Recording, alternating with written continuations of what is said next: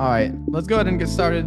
Welcome, everybody. My name is Abbas. I'm the CEO of Remote Leverage. And in this webinar, we're going to talk about how AI can 10x your team's output and revenue.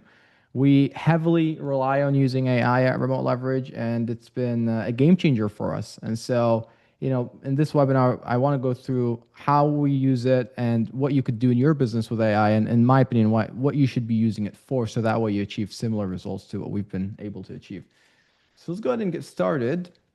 So let's talk about how we've used AI at Remote Leverage. So just to kind of give you perspective, the only thing I care about in the business is revenue.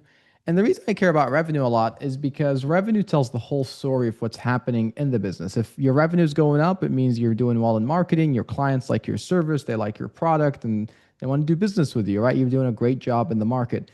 And if revenue is not going up, then there's a problem, right? So maybe your marketing isn't that great. Maybe the service isn't that good. Maybe you have different bottlenecks that you need to address. And so like revenue is one of the major things I always look at. And so anytime we're testing things, we do a lot of different tests across every single department: sales, marketing, tech, right? Everything, recruiting.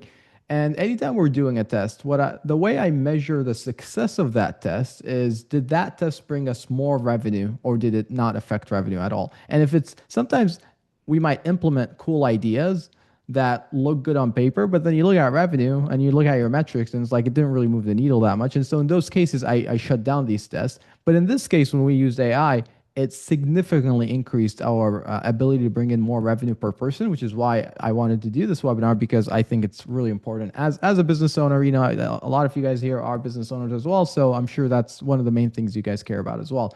I'm not going to get very technical in this webinar in terms of like how exactly we built the tools, because we will have another webinar in 2 weeks where our head of tech will hop on and he will do a webinar where he walks you through like step by step how he actually does it. But in this one, I want to talk more about the overall concepts and how to think through building different tools and how it could impact your business revenue. So just to kind of give you an idea, in December of 2025, this was like 5 months ago, not that long ago, we were doing about $497,000 per month in revenue. So about $500,000 a month in revenue. And we were doing that with about 120 team members. So, these team members, we had people in sales, marketing, tech, whatever, a bunch of different roles. Now, we started heavily using AI about a year ago, probably sometime in about June of 2025, but we weren't that good at it. I think for like 6 months, we developed some basic tools, but it wasn't really anything substantial. We were just kind of learning and testing a bunch of different, things like Claude and ChatGPT and Cursor and all these different things. But anyway, we started about a year ago. However, we really started to pick up traction with using AI tools about probably 5 months ago. So just to show you what happened since then, from December 2025 to May 2026, we've grown to $1.5 million in monthly revenue. So we literally 3x'd the business revenue per month. And what's interesting is that we have about the same headcount. Right now it fluctuates. Sometimes it might go up to 125, 130. It might go down to 115, whatever, but it's about 120 team members right now. So if you think about it, 3x the revenue with the same headcount.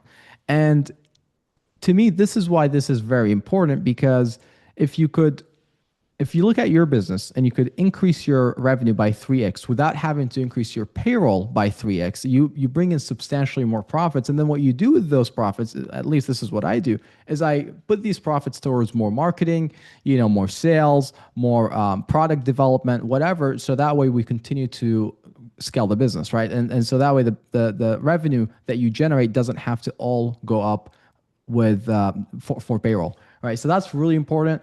Again, 497 to 1.5 million, 3x revenue, same exact payroll per month, leaves a substantial room for profits that you could reinvest in other areas of the business. And so now that we've discussed that and how AI has impacted Remote Leverage, I want to talk to you about 3 ways I've seen companies try to use AI. We literally work with hundreds of new clients every single month. I think like right now we're averaging about 400, 500 new clients every month.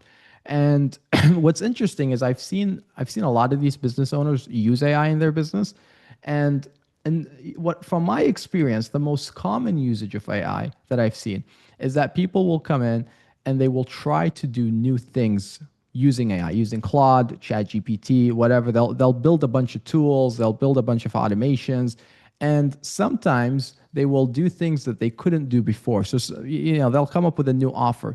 They will sit down and say, you know what? I never was able to do XYZ offer for my clients in the past, but now that I have AI and I could automate a bunch of things, I'm going to launch this offer. I'm going to launch this product. And it's basically an AI-based product that they never tried in the past. They never tested in the past. Or sometimes they're like, you know what? I've seen AI sales reps that I could implement. I've never had sales reps, but now I'm going to try sales reps and they're going to be AI sales reps. And so I've seen that happen across many different businesses. In my opinion, this could work if you use AI for that purpose, to launch new tests, new concepts, things like that. That could work.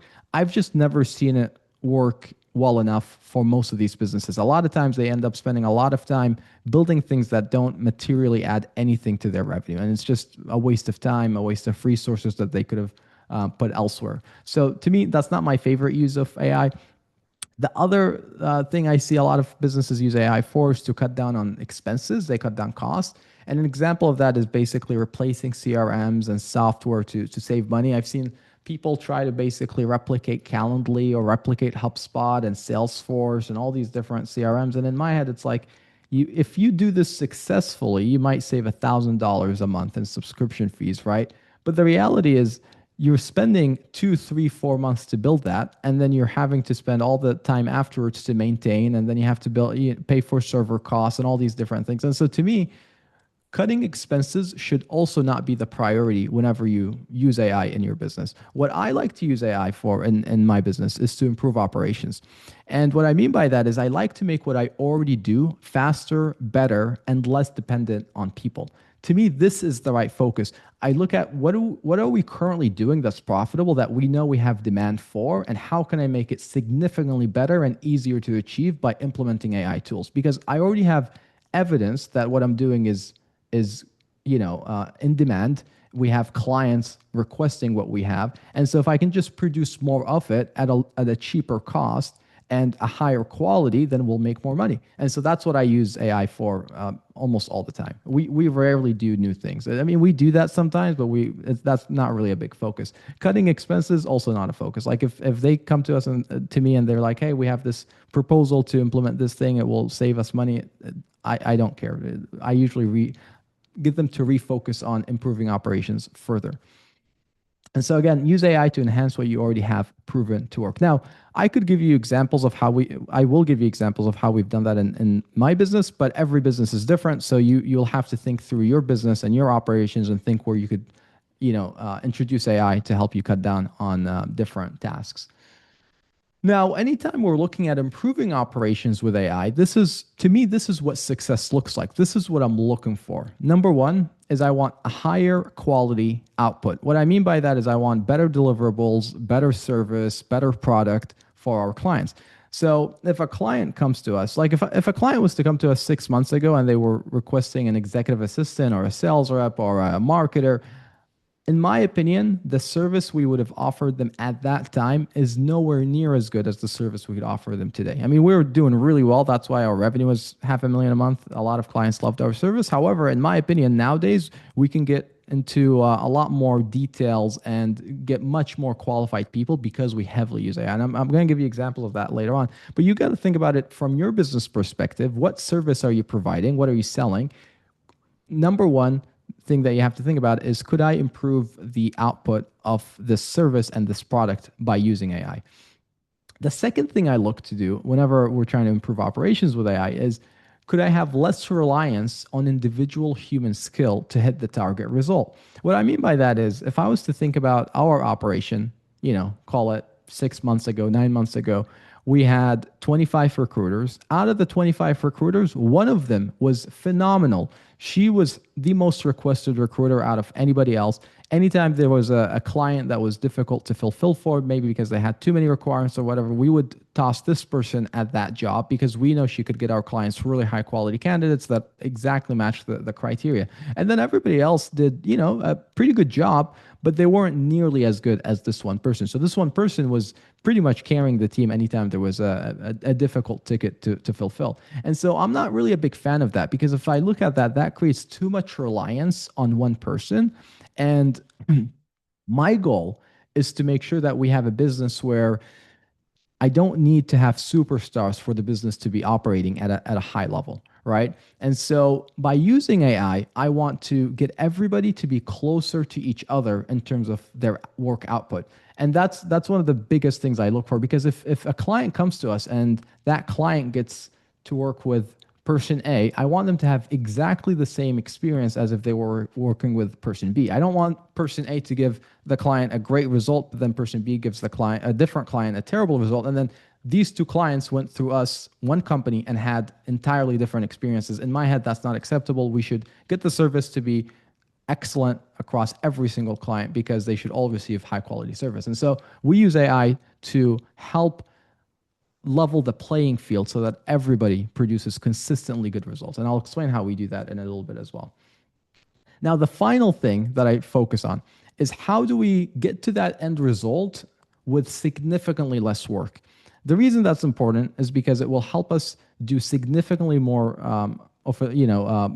service. So we can instead of fulfilling one person fulfilling 5 clients a week, one person can fulfill 15 clients a week or 20 clients a week. So they have more capacity. That's number one. Then the second reason that's important is because it makes training new people significantly easier. You don't have to go through like a 2-week, a 3-week process, because a lot of the work is automated. So you can get people in, get them trained up very quickly, and get them producing revenue as quickly as possible. Whereas if you don't have AI and you have a lot of things, a lot of admin, a lot of different work that they have to do in order to deliver the service, it makes training and onboarding a lot more difficult to do as well. So these are the main 3 things I look for.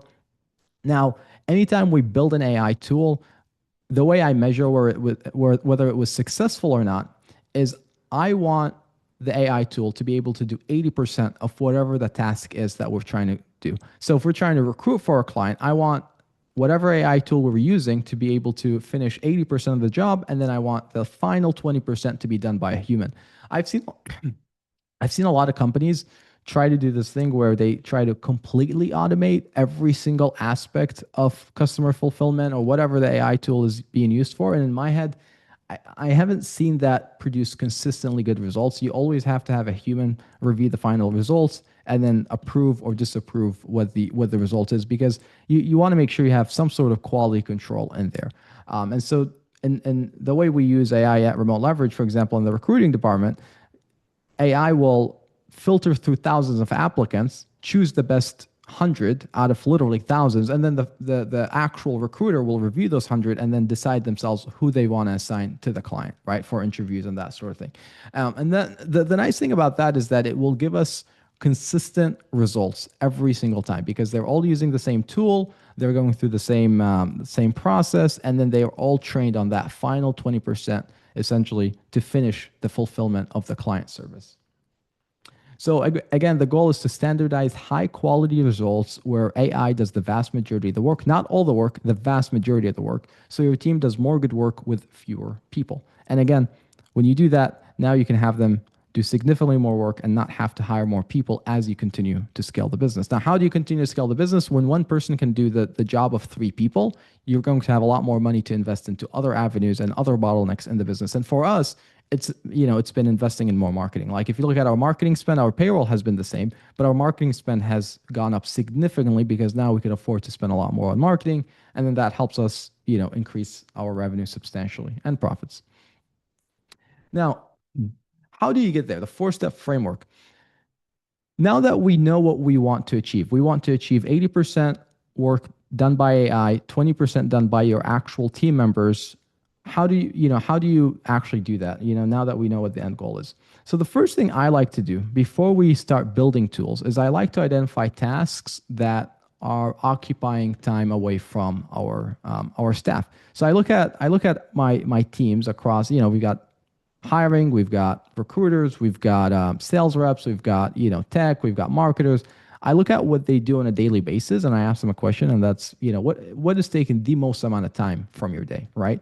And a lot of times they'll toss a lot of different things at you. They'll say, well, this is taking a bunch of time, and this is taking me 2 hours, this is taking me 3 hours, right? And so you start listing these things out, and you start to decide, well, this task has been reported by multiple people as a task that's taking 2-3 hours a day from people. Maybe I should automate this task. But then let me look at other things that people are reporting. So I basically build out a report of everything that is occupying their time.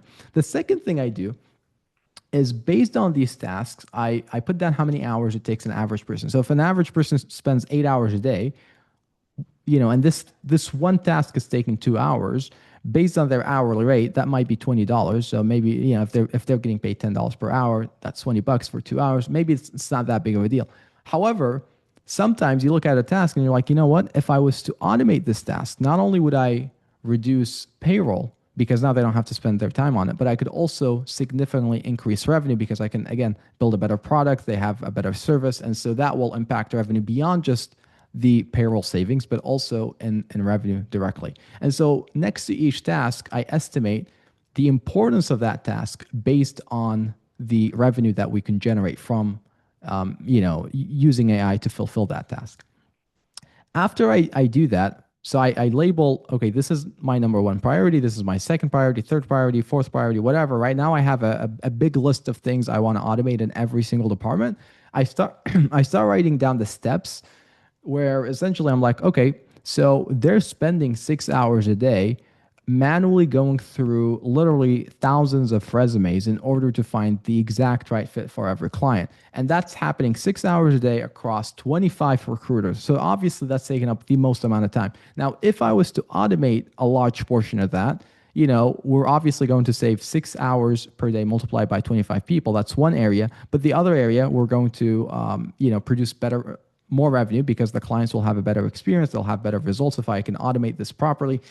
And so then I sit down and I'm like, okay, if a perfect recruiter was to sit down and do this process from scratch, what would the steps be to accomplish this task? Well, step number one is they have to study the job description. They have to understand the client requirements. They have to understand what regions the client wants to hire from, the language requirements, the hourly rate requirements. And so that's the first task that a recruiter would do. And so then the next task is they will go out and they will start interviewing people and they will start going through resumes. So I write down exactly what a perfect implementation of that task would be. So that way it's extremely clear. And then the final process of that is I start building that task. I start automating it. And there are multiple ways where you can do that, and we're going to get into that in a bit. But basically, identify the tasks, prioritize based on ROI, write down the steps, and then start building. It's very simple. You don't want to take too long. You don't want to keep going back and forth. Just start. And there's a very simple process to do that, which I'm going to get into in a bit. But before we do that, I want to give you an example of how we've done this. In my opinion, this has been the most impactful use of AI in the company. Back in the day, like I said, we would literally, every time a client comes to us, we would go through hundreds or thousands of candidates because a client might say, hey, I want an executive assistant in Latin America. I want them to speak English. I want them to speak Portuguese. And they have to be at about $10 per hour. They have to have had experience as an executive assistant for at least 2 years, whatever, right? So on and so forth. And so then we look at all our executive assistant applicants, and we might have 2,000 that are actively looking for jobs, or 3,000 or whatever. And so then we would start literally opening them one by one, going through the database and deciding, okay, I read the resume. Does this person fit this client requirement or not? And so we would do that every single time to match them with 4 to 6 applicants. And so then what we ended up doing is we said, obviously this has taken up a lot of time because they're spending a lot of hours manually looking at individual resumes. If we were to do this well and use AI, we can do this significantly faster, cheaper. We can have a better service because sometimes one person might decide, hey, John is not a good EA, but another person might say John is a perfect EA for this client. And it's like the fact that they have two different opinions in my head is not acceptable. Everyone should come to the same conclusions. And the only way we can get people to come to the same conclusions is by automating the process where it doesn't require human intervention as much, right? And so to me, that was very important. And then the third thing I did is I basically put down all the steps that the recruiters do. And then I built out a tool now where essentially when a client comes to us and says, hey, I want XYZ role, we have it connected to our database on the back end. We put down the client requirements, and then it's simply, we click search. It's connected to ChatGPT. We have a scoring rubric. We have an evaluation and all of that, and everything gets done automatically. And then it looks at literally thousands and thousands of applicants in less than 2 minutes, it pulls up the best 100 or whatever, and then we go through the top 100 for that specific client. And so now we're getting significantly better candidates because one person couldn't look at 2,000 or 3,000 resumes, but AI could. And then now all they're doing is they're just going through the top 100 and assigning those candidates to clients. And so I'm giving you this as an example of what we've done in our business. This has been a huge game changer for us. In fact, nowadays, we don't even train people on doing vetting manually. We just teach them how to use the tool, and that makes it, that makes the onboarding process a lot easier, and people are more successful because we don't have to rely on their decision making abilities as much as we used to back in the day. So again, this is one example. You want to think about your business, whatever it is, the product you're selling. You want to look at it and say, okay, well, based on my product, this is what's taking up the most amount of time, and map out exactly what the ROI would be if you were to automate it, and then just start building, right? So this is one example. I'm going to give you guys a bunch of different examples just so that you can think through what is possible. Because I think one of the biggest bottlenecks is, if you haven't built AI tools in the past, is you don't understand the actual ability of AI and what you could do with it. And so I'm going to give you a bunch of different tools that we've built just so that you can think through your own business a little better as well. Now, who builds these tools for us? So I have built tools myself. I've also hired vibe coders, and I have vibe coders as well. And I'm going to explain the difference. So when I first started, I used to build all of these tools myself. So I would basically select the task that I want to automate, and I would basically list down the tools I would want to build, go on Claude, go on ChatGPT, and then I would basically create HTML widgets. Essentially, what that is, it's basically code that you can put directly on the website, host it on your website on an internal page. So that way you don't have to worry about servers and all of that. It was very basic. This seems complicated right now, but it was very basic. I'm not a technical founder. I don't have really coding skills. I don't have programming skills, but I was able to figure this out. Super simple. I'd go on Claude. I'm like, hey, I want to build this tool. Here's what I want the tool to do. Could you give it to me in HTML? And then it would give it to me in HTML. And so these tools, essentially, what they were is they were kind of like forms with pre-written prompts. So, if you go on Claude right now, you go on Claude and you want to use Claude for whatever it is you want to do, you'll have to basically come in, put down what you want Claude to do, and then upload the files. And then you might tell it to do something that another person might describe in a different way, and based on the way they describe how they want the task to be done, they might get entirely different results. What we did here back in the day, when I used to build them myself, is essentially I would pre-build the prompt in the tool. So that way, all they have to do is they have to fill out a form based on whatever the task is, or maybe upload a document, whatever, based on the task. And then it has all the commands in the background that are preloaded. So everyone gets exactly the same result. The only difference is the input from the actual human, right? But the end result stays the same consistently. So that way, if I have two people trying to use Claude for a task, they both get exactly the same result because they're using my tool, which has pre-built rules, pre-built prompts and that sort of thing, so that we don't have to have variations in their results. Every tool, when I used to build myself, every tool was isolated. So I would look at all the different things I want to automate, and then I would isolate them. The reason I isolated them back in the day is because I didn't want one tool to be built in a way that would directly affect another tool. And maybe one tool is not built well, maybe one tool might not work as properly. And so I built them essentially in individual, as individual basically tools. So let me show you kind of a quick example. We no longer use this page, it's outdated, but this will give you a very quick idea. So again, ignore the red warnings, it doesn't really matter that much. But if you look at this, we have all these different tools. These were very basic. This was back in the day when I used to do this myself. They were individual tools they built. So for example, a resume scorer, they fill this out, they upload the documents, they click score, and it has all the rules that we want Claude or ChatGPT or whatever to follow on the back end. So everyone will follow and use and get the exact same results. We have interview questions generator, we have company info generator, we have job posting templates builder, right? Like everything that they were doing on a daily basis was automated into a tool like this.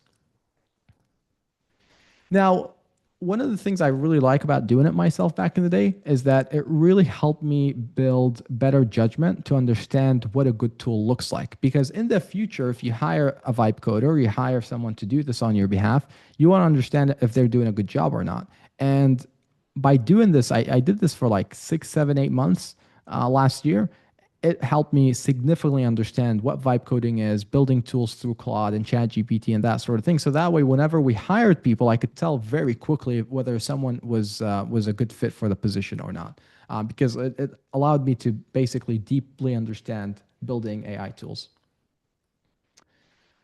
Now, the other option, some of you don't have the time, you don't have the expertise, you don't want to learn how to do this yourself, and I don't blame you. I don't build tools myself anymore because the business has grown. I have to manage the business, I have to hire people, I have to, fix a bunch of problems, and so I don't really do this myself anymore. So nowadays we hire what we call vibe coders. Now, a vibe coder, basically these are people, they're not they're not exactly some of them are software developers, but a lot of them are not really software developers, but they know how to use Claude, they know how to use ChatGPT and Cursor and all these different platforms to quickly build tools. And in my opinion, they're a lot more effective than normal software developers, because if you hire a normal software developer that does not use these vibe coding tools, a lot of times a project that can get done by a vibe coder in 2 weeks or a week might take them a year, 2 years, and it might require multiple people because they're doing things manually. Whereas with vibe coders, they basically, all they do a lot of times is they're studying AI tools, they're messing with it, like that's their full-time hobby.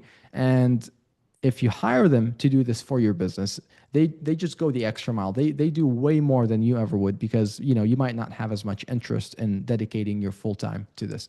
So as we grew, I couldn't build tools myself. I found really passionate people that wanted to build AI tools and use vibe coding and whatever. And so I just started hiring a bunch of them.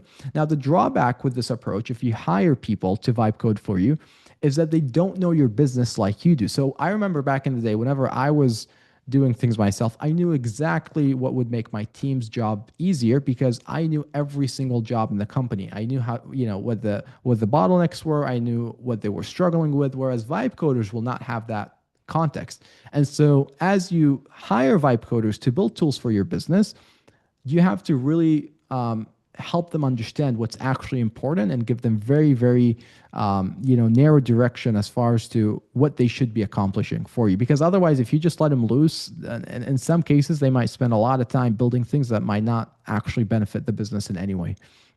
So you have to be very careful with that. Now, in my opinion, the right hires produce far more than you could, because if you hire someone that's actually skilled, you don't have to go through the learning phase. You don't have to go through the mistakes that I had to go through, and they can produce better tools in far shorter, less time than you ever could. Unless obviously you're a technical founder. I'm not. I think most people on this call are probably in a similar situation. Now, the nice thing about hiring vibe coders or doing it yourself even is that the work that you do only gets done once and then it's there forever. So you might spend a week to build a really cool tool for your business, and then that tool is going to basically pay off for the rest of your business existence because it's already made, it's already coded. Sometimes you have to maintain some of these tools if they're a little more complicated, so you have to be careful with that. But overall, you build it once, you can use it forever, which is a huge help. Again, if we have time at the end, I'll walk you through some other tools we've built just to kind of give you some ideas of what the team has built for us. But in my opinion, nowadays, I started doing it myself. If I was to go back, I don't know if I would do that all over again. I'm glad I learned how to do things myself, but I would probably hire vibe coders to start right away.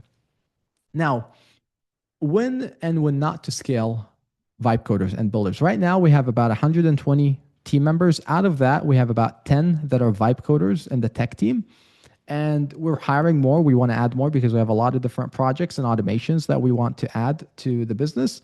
In my opinion, the right hires will not cost you money because they will generate more in savings and efficiency than they cost. Like, I look at the tech team, the good ones, not the bad ones, right? We have some bad ones as well occasionally, but the good ones save us so much money that their payroll cost is negative. Like, to me, they're a free hire because they come in, they build a bunch of tools, they build a bunch of automations that save us money immediately, usually within like the first month.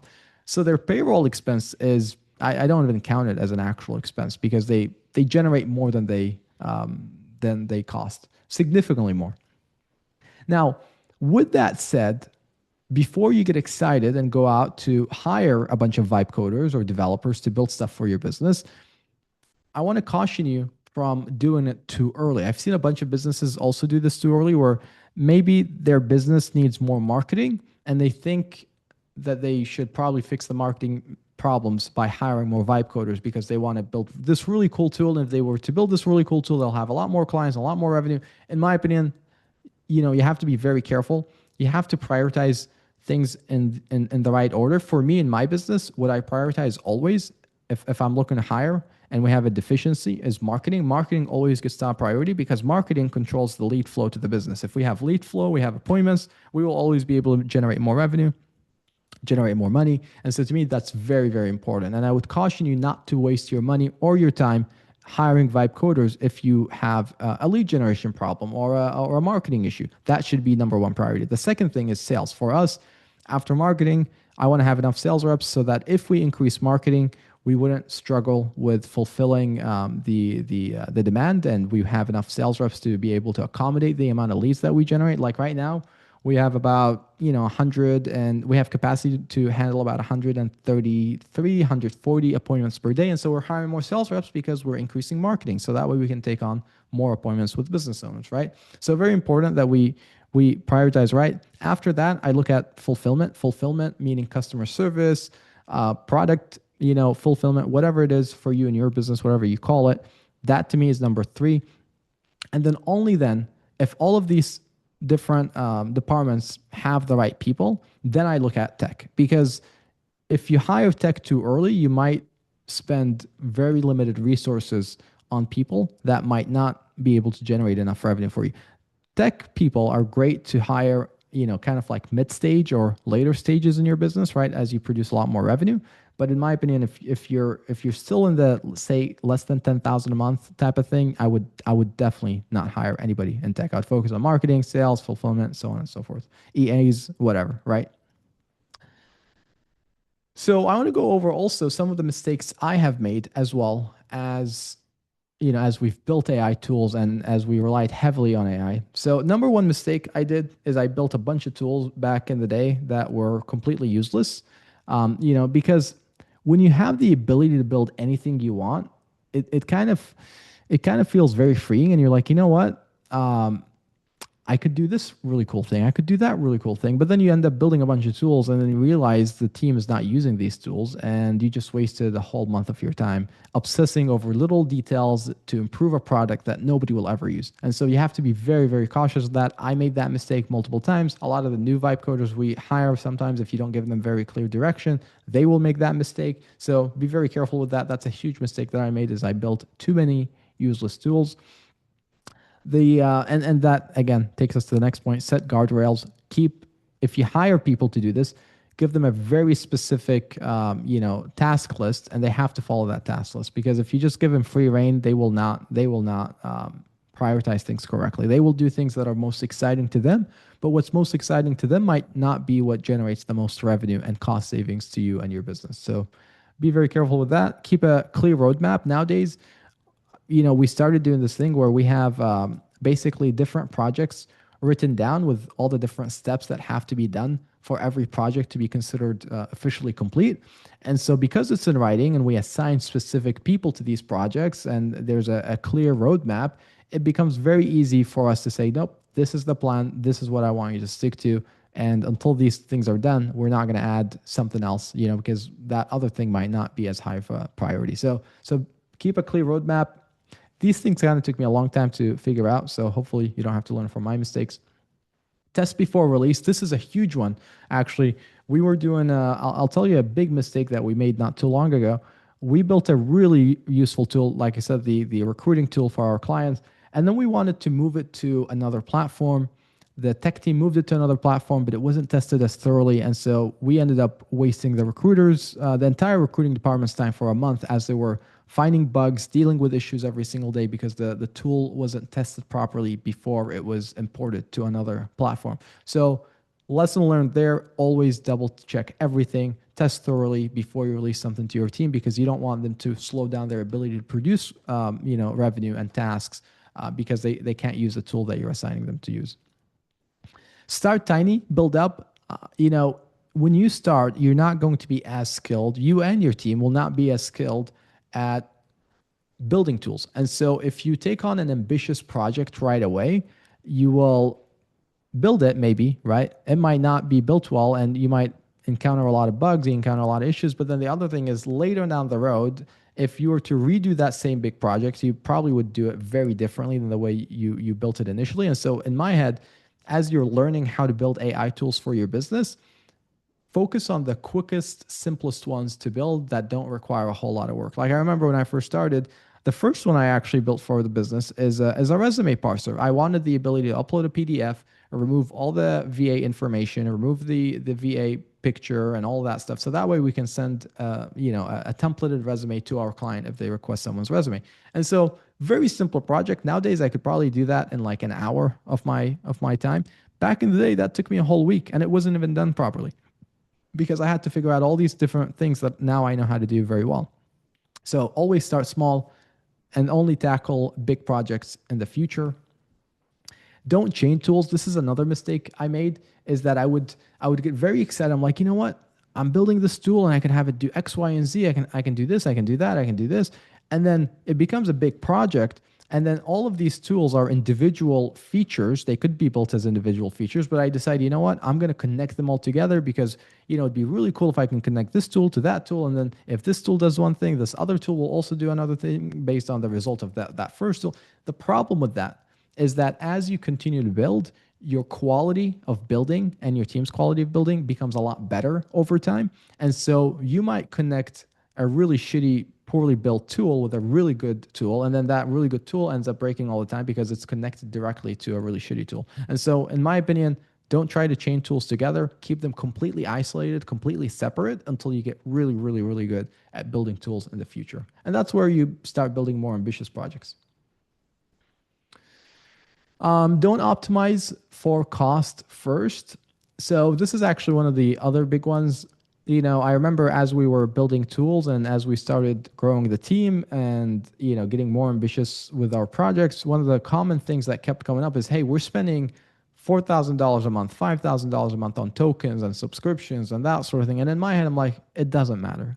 Because if we build these tools correctly and they actually increase our efficiency, they increase our revenue, the $5,000 cost that we're paying to these platforms in order to use their GPUs and their tokens and whatever is negligible. Because you look at our example of remote leverage, we went from $500,000 a month with 120 members. Now we're doing about $1.5 million a month with 120 members. And so we're producing significantly more revenue per person because we built the right tools. And maybe these tools cost me, $5,000 a month to build, but that's okay. Now, you might not spend that much because you might be doing it yourself, or you might have one person. I have 10 people, right? So we're building a lot of things all the time. And so that's why expenses to use these tokens goes up as well.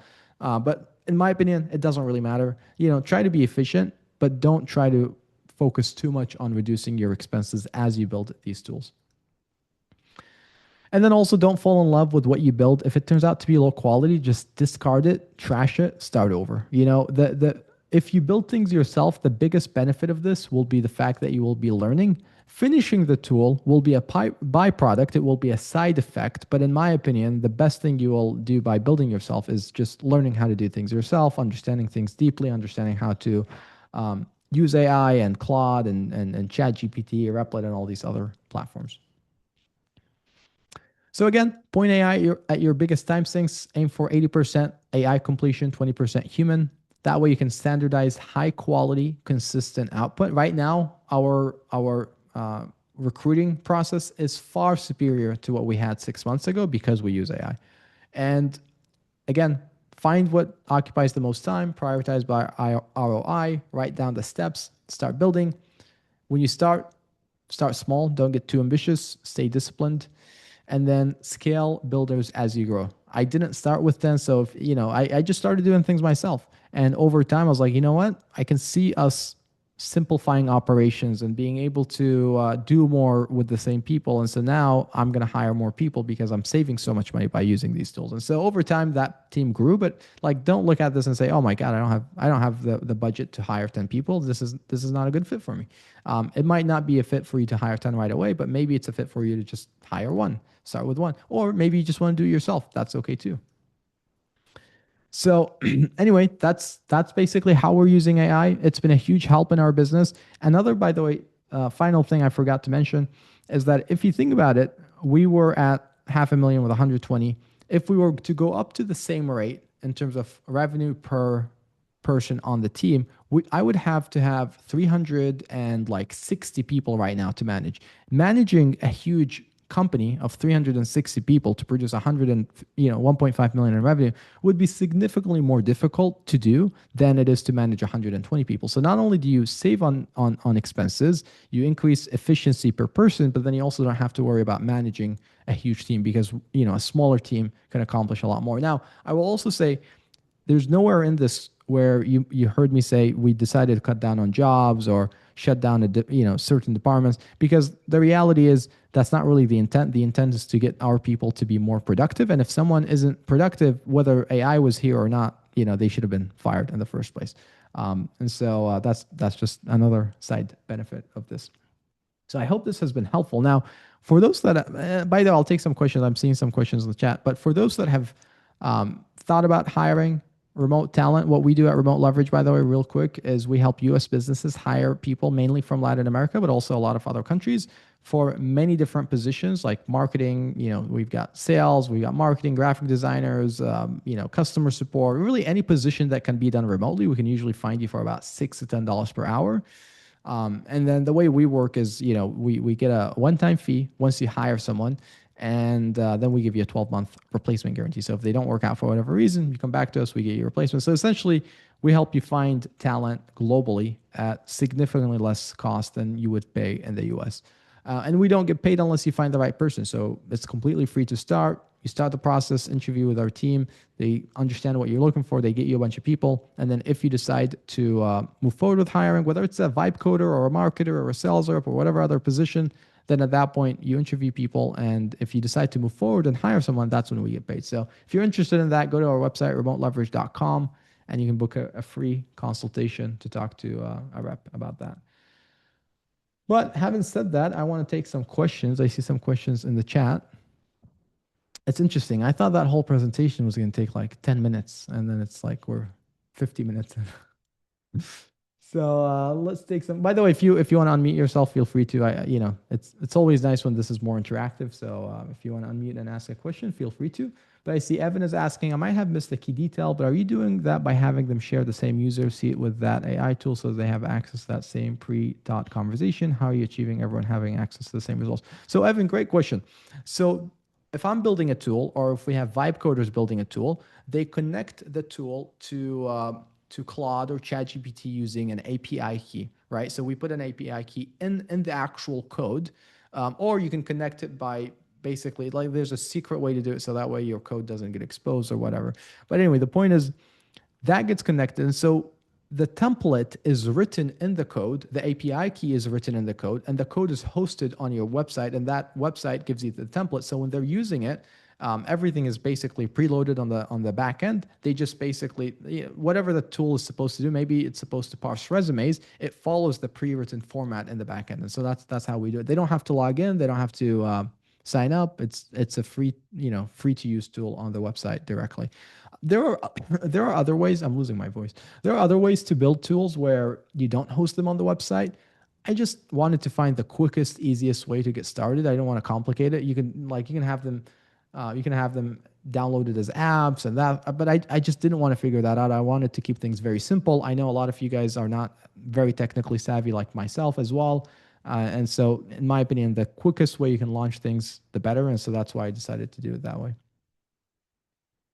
What about using the same database though? Do vibe coders know about Airtable? Yeah, I mean, there are a lot of people that use Airtable, and I don't know how to use Airtable, but I'm sure there are a lot of people that we could find you that know how to use that.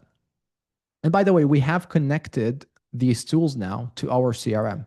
And so and our CRM is not a very well-known CRM, so I'm pretty sure they can use API keys and webhooks to connect to whatever table you're using. We are a nonprofit and we produce events and we look for leads and want to use AI to assist us in disseminating information and sponsorship decks. Yeah, definitely doable. Definitely doable. A vibe coder can definitely build something for you with that. Let's see. When will the hiring process get started? I have applied and in desperate need of a job. So, Kimon, the way you apply is go to remoteleverage.com/apply. The recruiters will go through your application and they will keep you posted. Thank you, boss. This was extremely informative. I applied for a position at Remote Leverage. Again, remoteleverage.com/apply. I'm sure the recruiters will get back to you. Thank you for applying, though. Awesome. So any other questions? If anyone has any other questions they want answered, feel free to unmute yourself or just type it in the chat.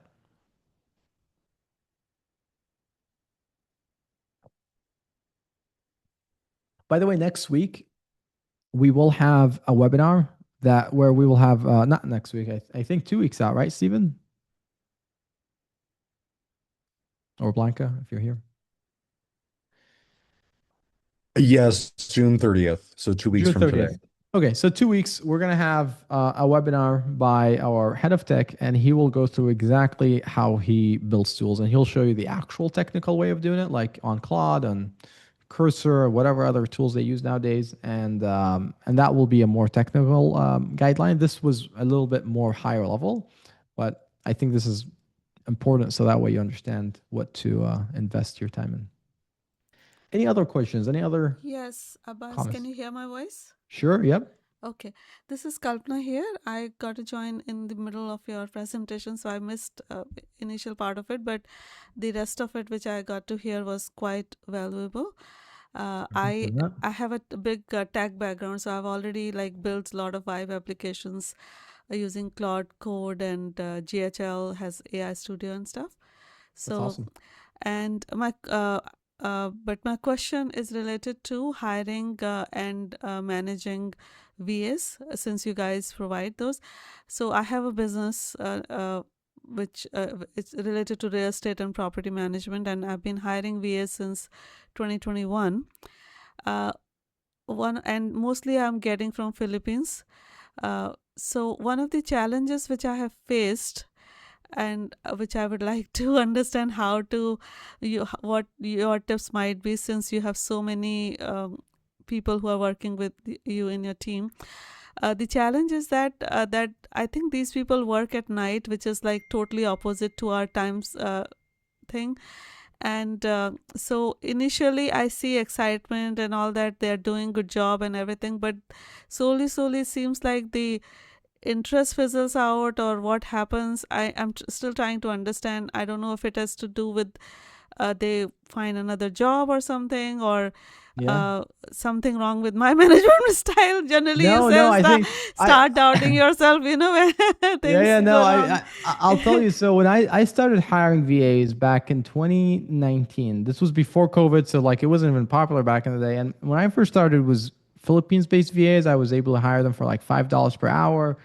I thought I was doing really well, but the issues that I had back in the day is that I would hire people every single time. They were kind of entry level. I had to teach them everything in the business from scratch. I was never able to hire someone with enough experience to come in and pick things up right away. The other issue is I had really bad reliability. They just, they would have a bunch of excuses as to why they can't show up to work. And then they're like, oh, the weather is bad. And then I check the weather in their city and it's perfect. It's sunny, 72 degrees, whatever. And so over time, I was like, you know what? This is not sustainable, because I was spending so much of my time hiring and replacing people, because I was hiring really, entry level people at a low price. And so then I started hiring from Latin America. And that was a complete shift in my experience. It was the first time where I felt like I was finally hiring professionals. They were showing up to work on time. They had experience. They were reliable. Now, they weren't as cheap. They were $6 to $10 per hour. Most of the people I hire are usually at $10 and higher at Remote Leverage. Now, our clients sometimes hire at 7 or 8 or 9. It's up to them, right? But for me, if someone is not worth 10, I usually don't want to hire them. At Remote Leverage. And so anyway, that has completely, now I'm the same person. I use the same management process, same exact everything, except I'm just getting talent from different region. And my experience has been significantly better. And I think a big reason behind it is because of the time zone, to be honest with you. I mean, working at night is very, very difficult, Right. which is why I really like hiring from Latin America and the Caribbean. I will tell you, our biggest customer base has had hired from the Philippines in the past. They failed miserably at it. They were not happy, and now they come to us because they want to try Latin American talent, and then they're much happier with the results. So I would say highly recommend you give it a shot, especially in real estate. I know a lot of real estate people need VAs. I used to be in real estate myself, and it's a VA heavy type of business, and so I would highly recommend you try out Latin American VAs. So, if do you guys, I understand most of the companies who are in this industry, like yourself, they give you a lifetime replacement, which sounds very good. Like for people like us, we're like, oh wow, there's a lifetime replacement. But when what do you call it, rubber meets the road is when you actually have to replace the person. You realize, oh my God, you had spent so much time in training, even though it sounds good that, oh, you're getting replacement, but You don't you are want to doing replace all people. of, you do not want the Yeah, replacement. you don't want to I'm replace sick of people. that now. I want Yeah, somebody yeah. who can stay with us and grow with us. 100%. So 100%. I mean, I'll tell you, whether you hire in the US or you hire globally, you'll always have to deal with a replacement. I've hired in the US before and I've done replacements. So that happens everywhere. However, I don't get annoyed by replacements. I get annoyed by how many replacements I had to do when I was hiring in the Philippines. And so, nowadays I would say the average client replacement rate is about 17%. So 17% of the time they hire someone, that person doesn't turn out to be the right fit. They let us know, they let them go right away, and we find them a fit, very quickly. So that will always happen. But I can tell you from my personal experience, when I used to hire in the Philippines, it was like an 80%, 90% replacement rate. And it was like really, people would work for like 6 months and I have to replace them again. It's like you can't get anyone to stay for multiple years, and to me, that was just very frustrating. So yeah, we offer a 12-month replacement guarantee. But what I tell all our clients is if you hire someone and they don't turn out to be the right fit, like let them go as quickly as possible. You don't want to deal with it for 3 months or 6 months. Like let them go the first week, and then that way you can come back and we can help you find somebody else. But yeah, I mean, we try to really make sure that we go through your requirements in depth and get you multiple candidates so that when you choose someone after an interview, you feel good about that decision. Okay, sounds great. Yeah, Thank you. It feels good to know absolutely. that I'm not the only one You're who not the went. only one. You're not the only one. Yeah, I unfortunately. was beginning to doubt. I'm like, oh my God, something is wrong with my management thing. Yeah, no. Now that might also be true, by the way. That might also be true. However, I can tell you your experience is the same experience I had, and I consider myself relatively good at managing Yeah, VAs because I've been doing this for almost a decade. So, right. so Okay, yeah, no, definitely try it out. Book a call, okay, and there's no risk to it, so might as well. sure. Okay, great. Thank you, Abbas. You're welcome anytime. Anyone else? Any other questions? Whether it's about AI or virtual assistants, happy to answer.